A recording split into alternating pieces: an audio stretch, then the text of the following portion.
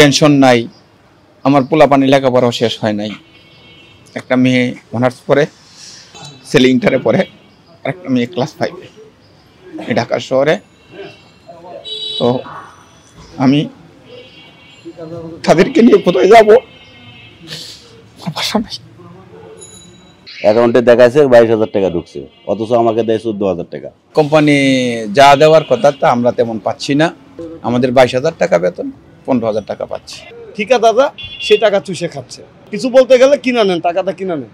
একজন লাইনম্যান বেতন 20,000 টাকা ডিপিডিসি আমাকে দিচ্ছে, আমার মোবাইলে 20,000 টাকা মেসেজ চলে আসে ব্যাংক অ্যাকাউন্টে।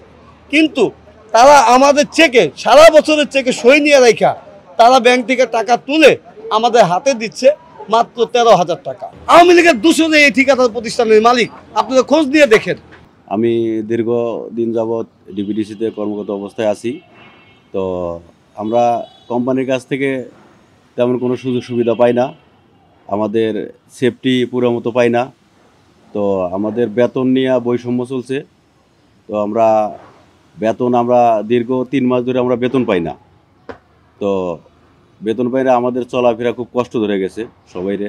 সবাই ঋণ করে চলতেছি। তো আমাদের যেভাবে কাজ করি আমরা ঝড় বৃষ্টিতে যত কষ্ট করে কাজ করি আমরা, সেই হিসেবে আমরা কোনো কিছু পাই না। সরকারি কোনো ছুটি পাই না, কোনো ভাতা পাই না, কোনো কিছু আমরা পাই না। আমরা খুব বৈষম্য শিকার আছি। সরকার আমাদেরকে জানি কি দেখে, আমাদের জানি কোনো ব্যবস্থা করে। এটা আমাদের কোনো যদি দুর্ঘটনা হয়, অনেক ভাই অ্যাক্সিডেন্ট করছে আমাদের মধ্যে, দুর্ঘটনা হলে আমরা সবাই, কোম্পানিও দেখে না আমাদেরকে, কোনো ডিপিডিসিও দেখে না, কেউ দেখে না আমাদেরকে। আমাদের নিজেরা সবাই ভাই মিলে সবাই চাঁদা তুলে আমাদেরকে চিকিৎসা করতে হয়। কোম্পানি আমাদেরকে কোনো 1 টাকাতেও সহযোগিতা করে না। আমাদের কোম্পানির অ্যাকাউন্টে আমাদের মেসেজ দেখায় 22,000 টাকা। তো সেখানে আমাদেরকে বেতন দেয় 14,000 টাকা। 14,000 টাকা দিয়ে কি চলা যায় ভাই? 14,000 টাকা দিয়ে খুব কষ্ট হওয়া যায় চলা, অথচ 22,000 টাকা বেতন দেখায় আমাদেরকে। এই যে আমি দেখাইতেছি, বাকি 8,000 টাকা এটা কোম্পানি কেটে নেয়।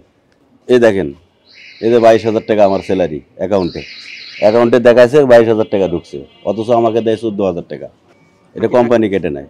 না, আমাদের সাথে এমন কোনো চুক্তি হয়নি, কোনো চুক্তিনামা আমাদের সাথে নাই যে আমাদের এত টাকা বেতন দিবে, এই কোনো চুক্তিনামা নাই আমাদের সাথে। এটা যার কাছে যেমনি পাইছে এমনি নিছে। আমিও শুরুতে, আমি অনেক আগে ঢুকছি, তো তখন আমিও 10,000 টাকা দিছি আর কি।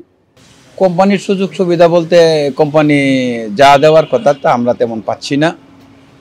তো যেমন ধরেন, আমরা মেসেজ পাই ঢাকা ব্যাংক থেকে, আমাদেরকে স্যালারি মেসেজ আসে। সেই মেসেজে আমরা 22,000 টাকা মেসেজ আসে, আমি 15,000 টাকা পাই। আমাদের 22,000 টাকা বেতন, 15,000 টাকা পাচ্ছি। আমাদের এই খরচটা, যেমন ধরেন আমরা শ্রমিকরা যারা আছি আমাদের ডিভিশনে বা ডিবিডিসি, তাদের কাছ থেকেও আমরা হেল্প চাই, যারা শ্রমিক আছে, যে আমরা একটা টাকা উত্তোলন করি, 500-1,000 টাকা যে যেমন পারি টাকাটা উত্তোলন করে তার খরচ চালাই। আমরা শ্রমিক, সেটা ঠিক আছে, যে পরিশ্রম, যে সেবাটা আমরা দিই, গুরুত্বপূর্ণ একটা সেবা, রাষ্ট্রের গুরুত্বপূর্ণ একটা সেবা। আমি 26-27 বছরে এই লাইনে কাজ করছি। তো 27 বছরে এসে আমার স্যালারি হয়েছে 15,000 টাকা। আমার জীবন শেষ, জীবনের শুরু থেকে শেষ পর্যন্ত 15,000 টাকা স্যালারি। আমি একজন ফোরম্যান, আমার ডেজিগনেশন ফোরম্যান। তো এখন ধরেন আমার মনে করেন যে আর এক টেন্ডার হয়তো কাজ করতে পারবো।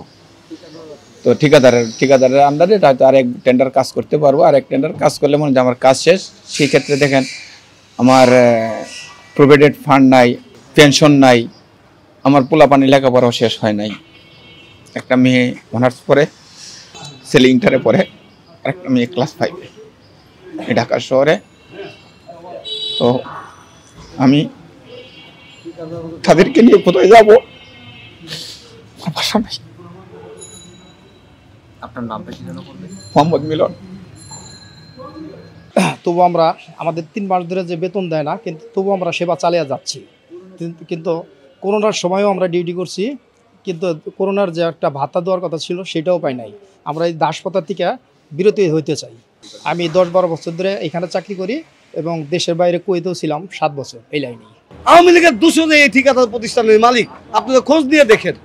আমাদের কোনো নিরাপত্তা নেই, আমরা যখন কাজে উঠি আমাদের কোনো সেফটি নেই, অথচ ঠিকাদারকে ঠিকাদার ডিপিডিসির থেকে সেফটির সমস্ত টাকা পয়সা ডিপিডিসি দিচ্ছে, কিন্তু ঠিকাদার আমাদের সেরকম কোনো সেফটি দিচ্ছে না।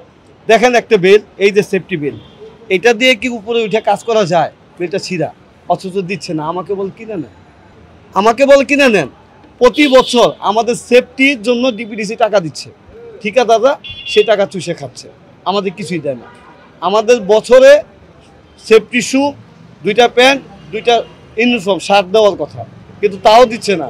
তারা 2 বছর পরে দেয়, 3 বছর পরে না। কিছু বলতে গেলে কিনা নেন, টাকাটা কিনা নেন। আমাদের টাকা দিয়ে আমরা কিনা নিই। 400 টাকা দেয় জুতার জন্য, 400 টাকা দিয়ে কি সেফটি শু কিনা যায়? বলেন, যায় না। ফেসিবাদী সরকার যা করে গেছে, আমরা এখনো ওই দাসকোটার ভিতরেই আছি। আমরা এই দাসকোটা মুক্তি চাই। আমাদের তো রোহিঙ্গারাও ভালো আছে। একজন লাইনম্যান বেতন 20,000 টাকা ডিপিডিসি আমাকে দিচ্ছে, আমার মোবাইলে 20,000 টাকা মেসেজ চলে আসে ব্যাংক অ্যাকাউন্টে, কিন্তু তারা আমাদের চেকে, সারা বছরের চেকে সই নিয়ে রেখা তারা ব্যাংক থেকে টাকা তুলে আমাদের হাতে দিচ্ছে মাত্র 13,000 টাকা। আমরা ডিপিডিসিতে 1074 জন লোক আছি। 1074 জন লোকের আপনার 7,000 করে টাকা হলে প্রায় 80 থেকে 90 লক্ষ টাকা, এই টাকাগুলো ঠিকাদার প্রতিষ্ঠান চুষে খাচ্ছে। এই টাকা কোথায় যায়? আমরা যদি ডিপিডিসিকে কিছু বলতে যাই যে স্যার আমাদের বেতন দিচ্ছে না বা আমাদের কম দিচ্ছে, আমাদের সেফটি নেই, বলতে গেলে আপনারা তো আমাদের লোক না, আপনারা ঠিকাদারের লোক, আপনারা তার কাছে যান। ঠিকাদারকে বলতে গেলে চাকরি, আপনার চাকরি নেই, আপনি চলে যান, আপনার মতো লোক দরকার নেই। আমাকে বাদ দিয়ে চাকরি নেওয়ার সময় 1 থেকে 1.5 লক্ষ টাকা ঘুষ দিয়ে চাকরি নিতে হয় ঠিকাদারকে দিয়া, আবার কিছুতে কিছু হলেই চাকরি দিয়ে আমাদের বাদ দিয়ে দেয়, আবার নতুন একজন আনে, তার থেকে 1-1.5 লক্ষ টাকা নিয়ে খায়। মানে আমরা কিছু বলতেই পারতেছি না।